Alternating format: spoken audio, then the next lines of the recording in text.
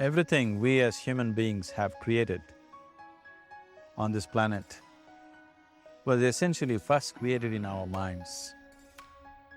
All that you see, which is human work on this planet, first found expression in the mind, then it got manifested in the outside world. The wonderful things that we have done on this planet and the horrible things that we have done on this planet, both have come from the human mind. So if we are concerned as to what we create in this world, it's extremely important that first of all we learn to create the right things in our mind, how we keep our minds. If we do not have the power to keep our minds the way we want it, what we create in the world is also going to be very accidental and haphazard. So learning to create our minds the way we want is the basis of creating the world the way we want. There is a wonderful story in the yogic lore. On a certain day, a man took a walk. He went for a long walk. Accidentally, unawares, he walked into paradise. Fortunate, isn't he? He just took a walk and he landed up in paradise. After this long walk, he felt little tired. So he thought, oh, I'm tired, I wish I could rest somewhere. He looked around, there was a nice tree, underneath which there was very cushiony grass. So it was inviting. He went and put his head down there and slept. After a few hours, he woke up, well-rested, and he thought, oh, I'm well-rested, but I'm feeling hungry. I wish I had something to eat. And he thought about all the nice things that he ever wanted to eat in his life. And instantly, all those things appeared in front of him. You need to understand, the service is like that. Hungry people don't ask questions. Food came and he ate. Stomach became full. Then he thought, oh, my stomach is full, I wish I had something to drink.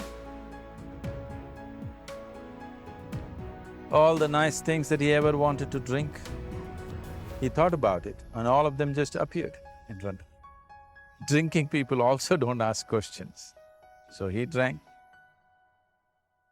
Now with a little bit of alcohol in him, you know Charles Darwin told you, all of you are monkeys, your tail fell away. Not me, Charles Darwin told you that you were all monkeys and your tail fell away and then you became human.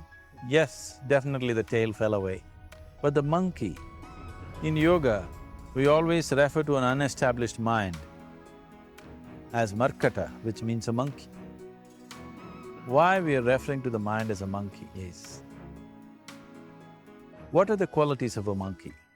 One thing about a monkey is, it's unnecessary movement. And another thing about the monkey is, if I say you're monkeying somebody, what does it mean? Imitation. Monkey and imitation have become synonymous. So these two essential qualities of a monkey are very much the qualities of an unestablished mind. Unnecessary movement, you don't have to learn it from the monkey, you can teach it to the monkey. And imitation is full-time job of the mind. So when these two qualities are on, a mind is referred to as a monkey. So this monkey became active within him. He just looked around, thought, what the hell is happening here? I asked for food, food came. I asked for drink, drink came. There must be ghosts around here, and ghosts came. Oh, the ghosts have come, they're going to surround me and torture me, he thought. Immediately the ghosts surrounded him and started torturing him. Then he started screaming in pain and said, oh, they're going to kill me, and he died. Just now he said he's a fortunate being. The problem is he was sitting under a kalpa vriksha or a wishing tree. He asked for food, food came. He asked for drink, drink came. He asked for ghosts, ghosts came. He asked for torture, torture came. He asked for death, death happened. A well-established mind, a mind which is in a state of samyukti, is referred to as a kalpavriksha. If you organize your mind to a certain level of organization, it in turn organizes the whole system. Your body, your emotion, your energies, everything gets organized in that direction. Once all these four dimensions of you, your physical body, your mind, your emotion and the fundamental life energies are organized in one direction. Once you're like this, anything that you wish happens without lifting a little finger actually. It would help to assist it with activity, but even without doing any activity, you can still manifest what you want if you organize these four dimensions in one direction and keep it unwavering in that direction for a certain period of time. Right now the problem with your mind is, every moment it is changing its direction. It is like you want to travel somewhere and every 2 steps if you keep changing your direction, the question of you reaching the destination is very remote unless it happens by chance. So, organizing our minds and in turn organizing the whole system and these four basic dimensions of who you are right now in one direction, if you do this, you are a kalpavriksha yourself. Anything that you wish will happen. So organizing our minds fundamentally means moving from a compulsive state of activity to a conscious state of activity. You might have heard of people for whom they asked for something and beyond all expectations it came true for them. Generally this happens to people who are in faith. Now, let's say you want to build a house. If you start thinking, oh, I want to build a house. To build a house I need 50 lakhs, but I have only 50 rupees in my pocket. Not possible, not possible, not possible. The moment you say not possible, you're also saying, I don't want it. So on one level, you're creating a desire that you want something, on another level, you're saying, I don't want it. So in this conflict, it may not happen. Someone who has some faith in a god or in a temple or whatever, who is simple-minded. Faith works only for those people who are simple-minded. Thinking people, people who are too much thinking, for them it never works. A childlike person who has a simple faith in his god or his temple or whatever, he goes to the temple and says, Shiva, I want a house. I don't know how, you must make it for me. Now in his mind there are no negative thoughts. Will it happen? Will it not happen? Is it possible? Is it not possible? These things are completely removed by this simple act of faith. Now he believes Shiva will do it for him and it will happen. So is Shiva going to come and build your house? No, I want you to understand, God will not lift his little finger for you. What you refer to as God is the source of creation. As a creator, he has done a phenomenal job, there's no question about it. Could you think of a better creation than this? Is it in anybody's imagination to think anything better than what is there right now? So as a creator, he has done his job wonderfully well.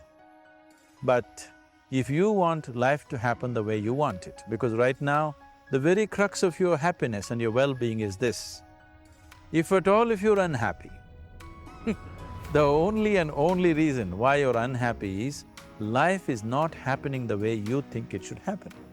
That's all it is.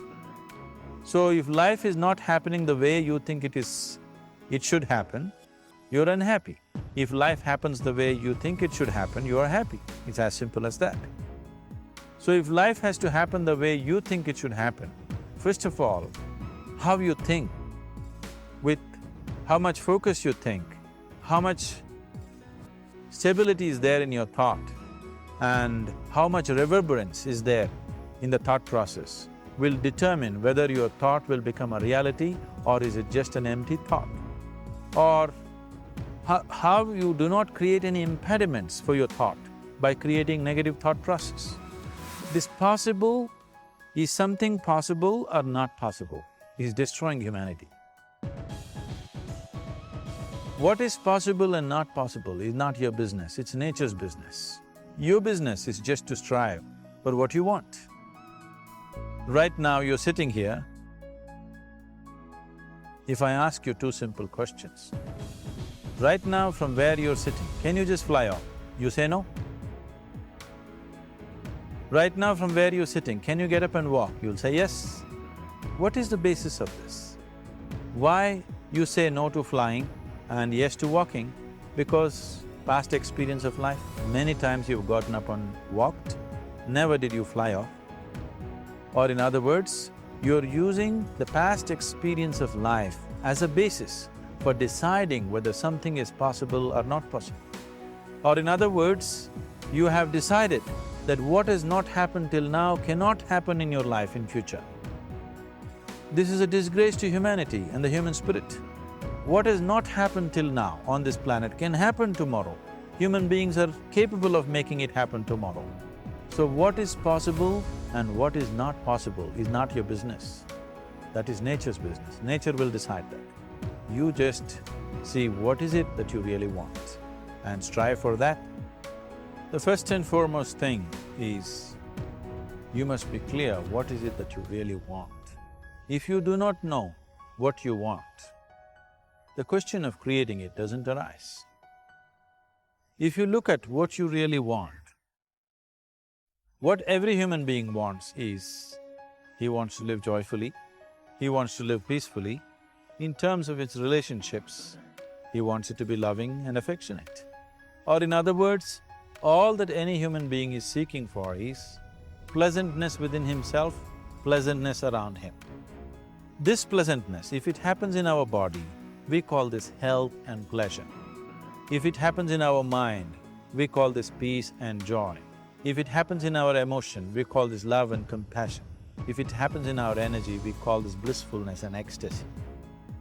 This is all that a human being is looking for. Every day in the morning, if you start your day with this simple thought in your mind, that today, wherever I go, I will create a peaceful, loving and joyful world. If you fall down 100 times in the day, what does it matter? For a committed man, there is no such thing as failure. If you fall down 100 times, 100 lessons to be learned. If you commit yourself like this to creating what you really care for, now your mind gets organized. Once your mind gets organized, the way you think is the way you feel, your emotion will get organized. Once your thought and emotion is organized, your energies will get organized in the same direction. Once your thought, emotion and energies are organized, your very body will get organized. Once all these four are organized in one direction, your ability to create and manifest what you want is phenomenal. You are the creator in many